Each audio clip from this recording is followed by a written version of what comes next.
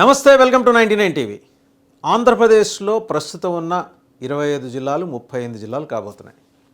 ఇది ప్రతిపాదన మాత్రమే, ఇంకా ప్రతిపాదన స్థాయిలోనే ఉంది. ఇది మళ్ళీ డీలిమిటేషన్ ఆఫ్ కాన్స్టిట్యున్సీస్ ఈ ఎక్సర్సైజ్ అంతా పూర్తయ్యే సమయానికి ఇది అవ్వచ్చు. ఒకవేళ ఆ 38 జిల్లాలు అయితే ప్రతిపాదిత 225 అసెంబ్లీ నియోజకవర్గాలు కాస్త 240కి చేరుకునే అవకాశాలు కూడా ఉన్నాయి. ఈ 25 జిల్లాలు ఎక్కడి నుంచి వచ్చినాయి? 25 పార్లమెంట్ సెగ్మెంట్స్ని ఆధారం చేసుకుని 25 జిల్లాలు ప్రకటించారు ముఖ్యమంత్రిగా జగన్మోహన్ రెడ్డి గారు పనిచేసిన కాలంలో, అంటే 19-24 మధ్య. సరే, ఇవాళ రాష్ట్రం పరిపాలనా సౌలభ్యం కోసం 38 జిల్లాల ప్రతిపాదనని కూటమి ప్రభుత్వం సిద్ధం చేస్తోందిట. ఇది రెవెన్యూ వర్గాల నుంచి వచ్చిన సమాచారం. ఇన్ఫ్యాక్ట్ ఈ సమాచారానికి సంబంధించిన గ్రౌండ్ వర్క్, చాలా ప్రిపరేటరీ వర్క్ చాలా జరిగింది. గవర్నమెంట్ ఆఫ్ ఇండియా తోటి దీనికి సంబంధించి ఉత్తర ప్రత్యుత్తరాలు నడుస్తున్నాయి. ఎందుకంటే చంద్రబాబు గారి నేతృత్వంలోని కూటమి ప్రభుత్వం ఏది చేసినా పద్ధతిగా చేస్తుంది. ఏదో హడావిడిగా జగన్మోహన్ రెడ్డి గారు చేసేసినట్టు, మేము ఇప్పుడు 25 జిల్లాలు చేస్తున్నాం, 25 పార్లమెంట్ సెగ్మెంట్లు ఉన్నాయి, సో దాని ఆధారంగా జిల్లాలు చేస్తున్నామని ఒక అశాస్త్రీయ ప్రతిపాదన అయితే చంద్రబాబు గారి ప్రభుత్వం, కూటమి ప్రభుత్వం చేయదు. కూటమికి మరి లీడ్ చేస్తుంది తెలుగుదేశం పార్టీయే కాబట్టి ఖచ్చితంగా దీనికి సంబంధించిన హోంవర్క్ ఎంతో కొంత గడిచిన 6 నెలల్లో జరిగింది. దానికి జస్ట్ రఫ్ డ్రాఫ్ట్ పేపర్స్ని government of India revenue sections తోటి, రాష్ట్రపతి భవన్ తోటి కూడా షేర్ చేసుకున్నట్ట. ఎందుకంటే జిల్లాల్లో మార్పులు జరిగేప్పుడు విధిగా ఒక అనుచారంగా వస్తున్న ఒక సంప్రదాయం ఉంది. That is not any return scripts ఏమి దానికి సంబంధించలేదు. ఒక సంప్రదాయం, రాష్ట్రపతి భవన్కి కమ్యూనికేషన్ ఉండాలి, రాష్ట్రపతి గారి నోటీసులో ఉండాలి, ఇట్లా జిల్లాల మార్పులు చేయబోతున్నాం అనేది. భౌగోళిక స్వరూపానికి సంబంధించిన మార్పులు, పాపులేషన్లో వచ్చిన ఈ తేడాలు 2011 సెన్సస్ తర్వాత ఇంతవరకు అధికారికంగా సెన్సస్ ప్రకటించాలి. ఇప్పటివరకు మనం మాట్లాడుతున్నది 2011 జనాభా లెక్కలు మాత్రమే మాట్లాడుతున్నాం. దాని ప్రకారం అందుబాటులో ఉన్నదే మాట్లాడుకుంటున్నాం. సరే, ఆ తర్వాత బోల్డని రాజకీయ పరిణామాలు చోటు చేసుకున్నాయి. రాష్ట్రం విభజన జరిగింది. రాజధాని లేని రాష్ట్రంగా ఆంధ్రప్రదేశ్ అవతరించింది. అంటే తలలేని మొండెంలాగా అవతరించింది. ఇప్పుడు దానికి తల అతికించే కార్యక్రమం మొదలైంది కాబట్టి దానికి ఒక షేప్ కూడా వచ్చేసిన తర్వాత అమరావతి పేరుతోటి ఒక షేప్ కూడా రాబోతోంది. కాబట్టి 2 లక్షల కోట్ల రూపాయల పెట్టుబడులు కూడా రాబోతున్నాయి. కాబట్టి ఒక పరిపూర్ణమైన షేప్ వస్తుంది. కాబట్టి ఇప్పుడు ఈ రాష్ట్రాన్ని పరిపాలనా సౌలభ్యం కోసం భౌగోళికంగాను, రాజకీయంగాను, సామాజికంగాను 3 అంశాలు కూడా చూసుకుంటూ 38 జిల్లాలు చేయాలనే ప్రతిపాదన. పొరుగు రాష్ట్రంలో 33 జిల్లాలు తెలంగాణలో. అక్కడ అశాస్త్రీయంగా జిల్లాల విభజన జరిగింది. దాన్ని సమీక్షిస్తామని తెలంగాణ ముఖ్యమంత్రి రేవంత్ రెడ్డి గారు ఆల్రెడీ ప్రకటించారు. ఆయన ప్రకటించారు. ఇక్కడ ఆంధ్రప్రదేశ్లో మాత్రం గ్రౌండ్ వర్క్ నడుస్తుంది. 38 జిల్లాలు. ఉత్తరాంధ్రని ఒక సెగ్మెంట్గా చూస్తున్నారు. రాయలసీమ, అలాగే రాయలసీమ, ఎక్స్టెండెడ్ రాయలసీమ, ప్రకాశం జిల్లా, నెల్లూరు, ప్రకాశాలను కలిపి ఒక సెగ్మెంట్గా చూస్తున్నారు. దక్షిణ కోస్తాగా పేరున్న ప్రకాశం మినహాయించి గుంటూరు, కృష్ణాని ఒక సెగ్మెంట్గా చూస్తున్నారు. ఉభయ గోదావరి జిల్లాల్ని ఒక సెగ్మెంట్గానే చూస్తున్నారు. అంటే మొత్తం 4 సెగ్మెంట్లు. ఇప్పటివరకు 3 సెగ్మెంట్లుగానే చూశారు. అది కూడా పార్లమెంటు నియోజకవర్గాల ప్రాతిపదికన చూశారు. ఇప్పుడు అలా కాదు. ఉత్తరాంధ్ర దగ్గర నుంచే చూద్దాం. పైనుంచి చూస్తే ఒరిస్సా నుంచి విడివడి కొన్ని ప్రాంతాలు శ్రీకాకుళంలో కలిసినాయి. విజయనగరం నుంచి కొన్ని ప్రాంతాలు శ్రీకాకుళంలో కలిసినాయి. కాబట్టి అది శ్రీకాకుళం జిల్లా. అలాగే విశాఖపట్నం నుంచి విడివడి విజయనగరం జిల్లా ఒకటి ఏర్పడింది. కాబట్టి విజయనగరం జిల్లా అండ్ విశాఖపట్నంలో కూడా వెనుకబడిన ప్రాంతాలు, అలాగే గిరిజన ప్రాంతాలు అండ్ మొత్తం పైనుంచి అంతా చూస్తే గిరిజనులు, వెనుకబడిన సామాజిక వర్గాలకు చెందిన వాళ్ళు 90% ఉండే జిల్లాలు ఈ 3. తర్వాత గోదావరి జిల్లాలు వస్తే ఇక సంపన్న వ్యవసాయ కులాలకు చెందిన వాళ్ళందరూ గోదావరి జిల్లాలో ఉన్నారు. అలాగే కాపు సామాజిక వర్గానికి చెంది ఎక్కువ మంది. కాపుల్లో కూడా వెనుకబడిన తరగతులకు చెందిన వాళ్ళు, అంటే ఆర్థికంగా వెనుకబడిన వాళ్ళ సంఖ్య కూడా అక్కడ ఎక్కువ ఉంది. ఇదొక సెగ్మెంటైజేషన్.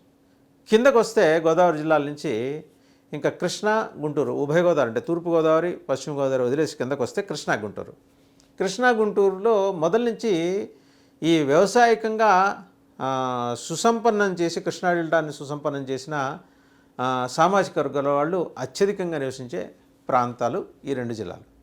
ఇక్కడి నుంచి శ్రమని నమ్ముకొని, శ్రమనే తమ డిఎన్ఏగా చేసుకొని వేరే రాష్ట్రాలకు వెళ్ళి మట్టిలో బంగారం పండించిన కొన్ని సామాజిక వర్గాలు ఈ 2 జిల్లాల్లో ఉన్నాయి. అంటే సంక్షోభంలోంచి, కరువులోంచి కూడా అవకాశాలు సృష్టించుకోగల దక్షత, నేర్పరితనం ఉన్న సామాజిక వర్గాలు. వీళ్ళ డిఎన్ఏకిను సింధీల డిఎన్ఏకి పోలిక ఉంది. సంపద సృష్టికర్తలు కమ్మ సామాజిక వర్గం నేరుగా చెప్పాలంటే. వీళ్ళు 5 రంగాల్లో విస్తరించున్నారు. Automobile, education, medical and entertainment industry అంటే సినిమాలు కావచ్చు, ఇక రాజకీయాలు. అత్యధిక ప్రాధాన్యం అటు శాసనసభలోనూ ఇటు పార్లమెంట్లోనూ కూడా ఈ సామాజిక వర్గాలకు ఉంది. వ్యాపారాల్లో అన్ని రకాల వ్యాపారాలు అంటే శ్రమని పూర్తి స్థాయిలో 100కి 100% నమ్ముకున్నవాళ్ళు ఈ సామాజిక వర్గం. అందుకని వీళ్ళ డిఎన్ఏకి, సింధీస్ డిఎన్ఏకి, ఇజ్రాయిలీస్ డిఎన్ఏకి కూడా పోలిక ఉంది, సామ్యం ఉందని ఢిల్లీ జేఎన్యూ వేదికగా ఒక ప్రొఫెసర్ చేసిన రీసెర్చ్లో వెల్లడైన అంశం. ఆ అంశాన్ని పక్కన పెడితే ఇక దిగువన వస్తే ప్రకాశం, నెల్లూరు, అలాగే కడప, కర్నూలు, చిత్తూరు, అనంతపురం 4, 2, 6 జిల్లాలు. అంటే రాయలసీమ అండ్ ఎక్స్టెండెడ్ రాయలసీమ ఏంటంటే నెల్లూరు, ప్రకాశం జిల్లాలు. ఇక్కడ రెడ్డి సామాజిక వర్గం చాలా ప్రాబల్యంతో ఉండే ప్రాంతాలు. పంట రెడ్లని ఇంకొక 5-6 రకాలుగా దాంట్లోనే ఉపకులాలు ఉన్నాయి, రెడ్ల ఉపకులాలు. ఒక్కొక్కళ్ళు ఒక్కొక్క ట్రేడ్ని నమ్ముకొని ప్రోగ్రెసివ్గా ముందుకెళ్తున్న పరిస్థితి అక్కడ. సో వీటిలో ఇప్పుడు 2 అంశాలని కూటమి ప్రభుత్వం ఆలోచన చేస్తోంది. ఏమిటి?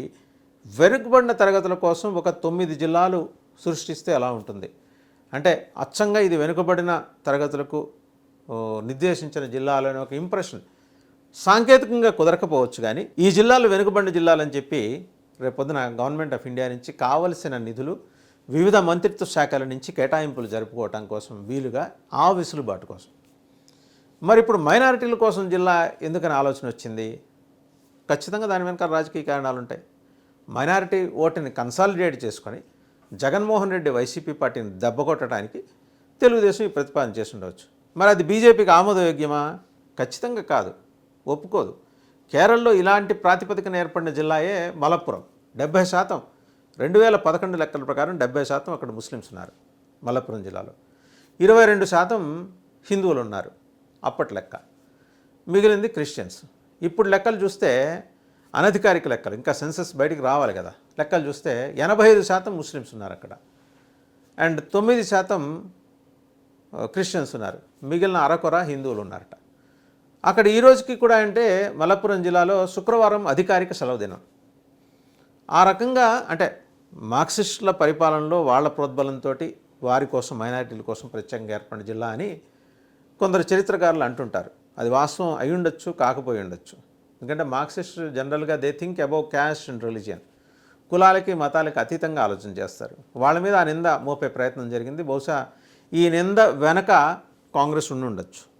ఎందుకంటే ముస్లిం లీగ్ ఆధిపత్యాన్ని, అలాగే ఆ తర్వాత అక్కడ చూస్తే ముస్లిం లీగ్ తర్వాత మెజారిటీ ఏ పార్టీ ఉన్నా సరే క్రైస్తవుల సంఖ్య అధికంగా ఉండే రాష్ట్రం అండ్ లిటరసీ రేట్ కూడా అధికంగా ఉండే రాష్ట్రం.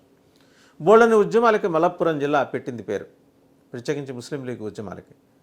సో మరి ఆ తరహాలో ఒక మైనారిటీ జిల్లా ఇక్కడ, మైనారిటీల కోసం ప్రత్యేకించి జిల్లా, మైనారిటీ అనే పేరు పెట్టకపోవచ్చు కానీ ఒక జిల్లా షేప్ కాబోతోంది. కర్నూలు నుంచి కొంత ప్రాంతం, కడప నుంచి కొంత ప్రాంతం అని. అయితే ఇంకొక ప్రతిపాదన ఏంటంటే, గుంటూరులో కూడా అత్యధిక సంఖ్యలో ముస్లిం జనాభా ఉంది కాబట్టి ఆ పర్టికులర్ పార్ట్ని ఇంకొక జిల్లాగా చేసి అచ్చంగా ముస్లిమ్స్ మాత్రమే ప్రాతినిధ్యం వహించడానికి కావాల్సిన సాంకేతిక వెసులుబాటు, టెక్నికల్ అడ్జస్ట్మెంట్ చేసి మొత్తం 2 లేదా 3 మైనారిటీ జిల్లాల ఏర్పాటు దిశగా, అంటే టెక్నికల్గా మాత్రమే ఏర్పాటు దిశగా ప్రయత్నాలు జరుగుతున్నాయి. అధికారికంగా ప్రకటించడానికి వీలు లేదు, టెక్నికల్గా ఏర్పాట్లు జరుగుతున్నాయి. సో ఇదే జరిగితే మొత్తం 38 జిల్లాల్లో 9 జిల్లాలు బీసీలకి, 2 లేదా 3 జిల్లాలు మరి ఇది మైనారిటీలకి. మరి ఈ లెక్కను చూస్తే ఎస్సీ జనాభా కూడా అధికంగా ఉంది, ఎస్సీలు ఎస్టీలు కూడా అధికంగా ఉన్నారు. రాష్ట్ర జనాభాలో ఈరోజు అనధికారికంగా అందుతున్న సమాచారం ప్రకారం 67% బీసీలు ఉంటే దగ్గర దగ్గర 18% ఎస్సీ ఎస్టీలు ఉన్నారు. మరి వీళ్ళందరికీ అకామిడేట్ చేయడం కోసం వాళ్ళ కోసం కూడా ప్రత్యేక జిల్లాలు సృష్టిస్తారా? సాంకేతికంగా అటువంటి వెసులుబాటుని ఏమన్నా అధ్యయనం చేస్తారా అంటే కూటమి ప్రభుత్వం ముందు ఆ ప్రతిపాదన కూడా ఉంది. చూడాలంటే ఇవన్నీ మళ్ళీ బీజేపీకి ఆమోదయోగ్యంగా ఉంటాయా లేదా? These are all the technical issues to be discussed across the table at Delhi level. ఎందుకంటే ఇక్కడ కూటమి ప్రభుత్వం రాష్ట్రంలో అనుకుంటే డబుల్ ఇంజన్ సర్కారు, అక్కడ డబుల్ ఇంజన్ సర్కారు, మొత్తం కలిపి 4 ఇంజన్ సర్కారు అనుకుంటే అయ్యే పని కాదు. దీనికి బోల్డని సాంకేతిక అంశాలు అడ్డుంటాయి. ఒక పక్క నియోజకవర్గాల పునర్విభజనకు సంబంధించి 2026లో ఒక కాల్ తీసుకోబోతున్నారు గవర్నమెంట్ ఆఫ్ ఇండియా. అదే జరిగితే 225 కాదు 240 అనే ప్రతిపాదన రాష్ట్రంలో ఉన్న కూటమిలోని పార్టీల నుంచి వస్తుంది. సో ఎవరి బలాబలాలు వాళ్ళు చూసుకుంటారు, వాళ్ళ బలం పెంచుకుంటానికి ప్రయత్నం చేస్తారు. జనసేన ఈ మూవ్ని తనకు అనుకూలంగా మార్చుకోవడానికి ప్రయత్నం చేస్తుంది with the help of BJP. అదే సందర్భంలో బీజేపీని అదగనిస్తే టీడీపీని తినేస్తుందనే ఒక ఆందోళన, ఒక భయం అయితే టీడీపీ నాయకత్వంలో కూడా ఉంది. సో ఇప్పటివరకు తమకు బ్యాక్ బోన్గా ఉన్న బీసీలని తమతో పాటే పదిలంగా కాపాడుకోవటానికి, జగన్మోహన్ రెడ్డి జేబులోకి వెళ్ళిపోయిన మెజారిటీ మైనార్టీలని తిరిగి తమ వైపు తిప్పుకోవటానికి తెలుగుదేశం ఈ ఎత్తుగడతోటి, ఈ ప్రతిపాదనతోటి ముందుకు వస్తుందని అంటున్నారు. ఏదైనా it is up to the time, వేచి చూద్దాం ఏం జరుగుతుందో.